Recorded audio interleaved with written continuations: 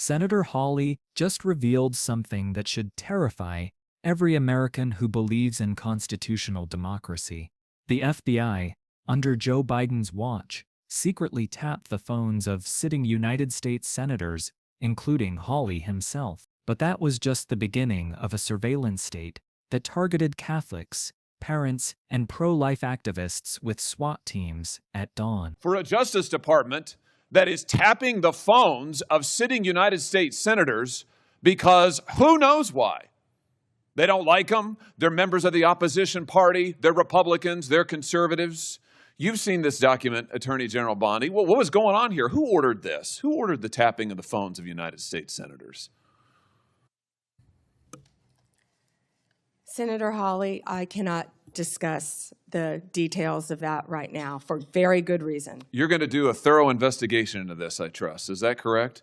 We will be looking at all aspects of this, and I have talked to Director Patel at length about and this. You're going to figure out who was involved in this, who signed off on it, who knew about it. You're going to get to the bottom of all of it. Is it correct? Yes, and I've spoken to Director Patel about it, and he is committed to doing this. Well, I can tell you, we already know many of the details. We already know that this was ordered by the Special Prosecutor Jack Smith, who reported directly to the Attorney General of the United States, Merrick Garland. And we know that Jack Smith was on his witch hunt because he was directed to do so by the President of the United States, Joe Biden. Let's just remember. Let's take a walk down memory lane. April 2nd, 2022, the New York Times. Garland faces growing pressure. The Times says as recently as late last year, that would have been 2021, Mr. Biden confided to his inner circle he believed former President Trump was a threat to democracy and should be prosecuted. It goes on to say that Biden was frustrated with Garland and wanted him to take decisive action against Trump. Here's what we're talking about. Trump, of course, was a private citizen at the time. So he appoints his own hitman, Jack Smith, who goes after the president, former president, who goes after members of this body. You know, the thing about it, though, that really strikes me is that it didn't stop with members of the United States Senate. Did it, Attorney General Bondi? It didn't stop here at all. I mean, just as egregious, maybe more so than tapping the phones of U.S. senators, is this memo that I know you've seen before. Let's just look at it again. This is an FBI memo from the same time period, I might add, from the same time period, in which the Federal Bureau of Investigation attempts to recruit informants into Catholic parishes in this country. So here you have an administration that is activating the FBI against its political opponents and tapping the phones of United States senators. Can I just say that again for my colleagues, for the benefit of my colleagues on the other side of the dais? Tapping the phones of United States senators. This isn't hypothetical. This isn't maybe what will you do in the future. This isn't, oh, gee, can you imagine a situation? This happened. This happened. And this happened, the targeting of Catholics in this country because Joe Biden and his FBI didn't like Catholics who went to a certain kind of mass. I mean, good God in heaven, what is happening to this country? What happened under Joe Biden? Or then how about this, the infamous school board memo, where Merrick Garland, at the direction of the White House, issued a memo activating the FBI's counterterrorism division against parents who attended school board meetings and had the temerity to ask what their kids were being taught. And some of those parents were treated like this. Let's just remember. Let's remember how parents were treated. Treated like this man. That's right. A parent at a school board meeting, I think in Virginia, who was drug out of the school board meeting. He's bloodied there, you can see it. And what was the response of Joe Biden's DOJ and FBI? It was to issue a memorandum saying that people like this ought to be investigated by the counterterrorism unit. And unbelievably, they were. They were. Or how about this? Let's remember Mark Houck and the pro-lifers who were prosecuted for what? For going to a clinic, an abortion clinic, and praying on a sidewalk outside an abortion clinic. This is Mark Houck and his beautiful family at Mass. This man, at the direction of Joe Biden's FBI, this man had an FBI SWAT team come to his door in the early morning hours with his beautiful children there, terrorizing them with weapons drawn. He was then arrested and prosecuted. And fortunately, a jury acquitted him. This is what was happening under Joe Biden. United States senators spied upon. Former presidents, the political opponents of the president at the time, targeted, prosecuted. Pro-lifers, targeted, prosecuted. Catholics, targeted, prosecuted. 92 conservative organizations put under surveillance, targeted for potential prosecution. Gee, I don't know. Would you call that an example of weaponization, Attorney General Bondi? Do you think that's a fair characterization? Senator Hawley, that is the ultimate weaponization, and weaponization under Donald Trump has ended.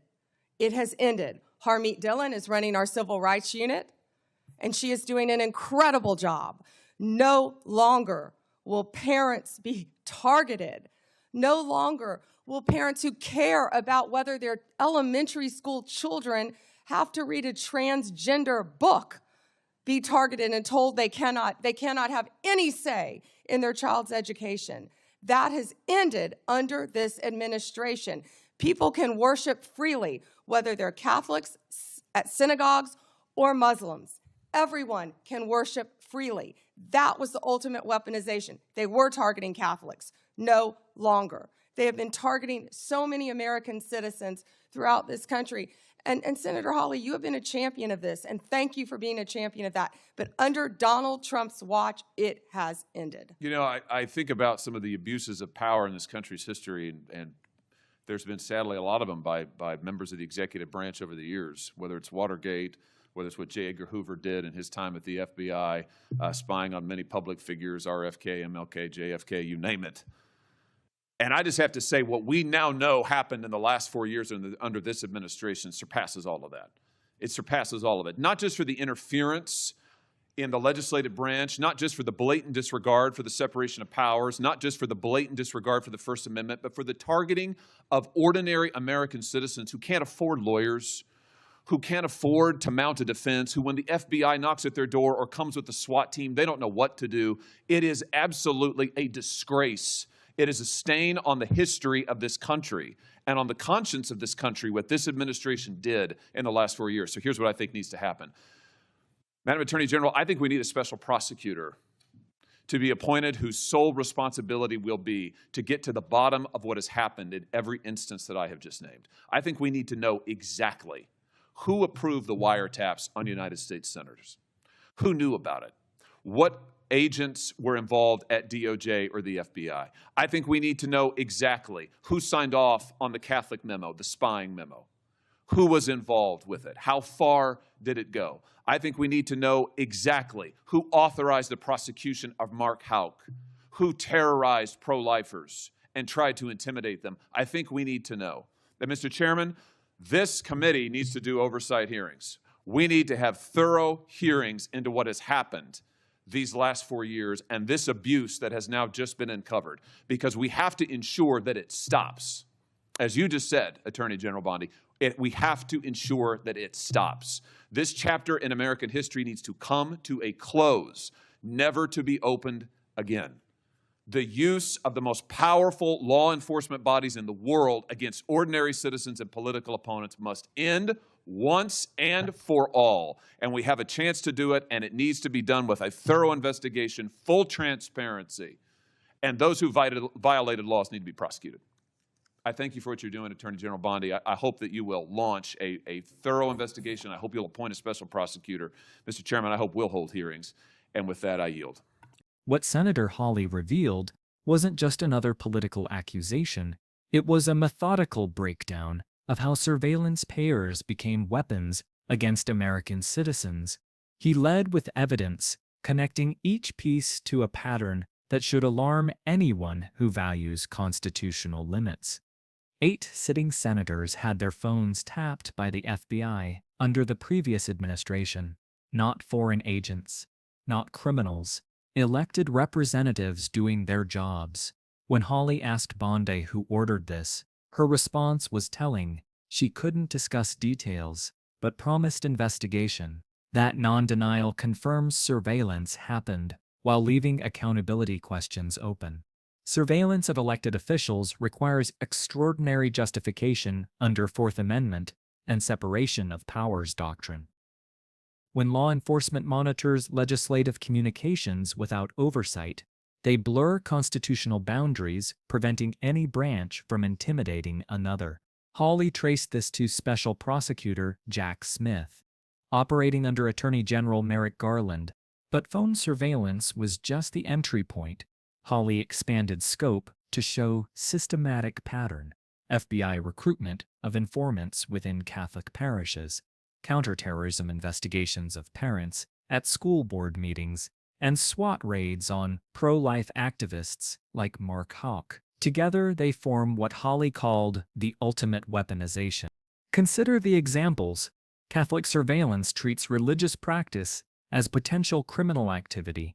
The school board memo activated counterterrorism resources against parents questioning curriculum. The Houck case involved armed agents raiding a family home over sidewalk prayer. These aren't isolated decisions, they're applications of a mindset, treating dissent as suspicious. Hawley's comparison to Watergate and Hoover's surveillance programs hits deeper than partisan politics. When agencies use investigative powers to monitor or prosecute opponents, they convert law enforcement into political control. The difference between justice and power becomes impossible to distinguish. Bondi's response was significant. She didn't deny allegations. Instead, she confirmed weaponization under Donald Trump has ended and promised targeting based on political beliefs would stop. This validates Hawley's premise while positioning the current administration as solution. When career prosecutors see colleagues removed for political reliability, institutional culture shifts. Objective law enforcement becomes impossible when every decision carries political weight. Public trust erodes when citizens see agencies operating with obvious bias. Hawley's call for special prosecutor represents more than theater. It's an attempt to restore accountability through transparency. Without independent investigation into who authorized these programs and what standards they violated, similar abuses become inevitable. The stakes transcend partisan advantage. If agencies can tap senators' phones, infiltrate religious communities, and raid homes based on political calculations rather than evidence, constitutional limits become meaningless suggestions rather than enforceable law. Democracy survives when power remains accountable to law, not when law becomes accountable to power.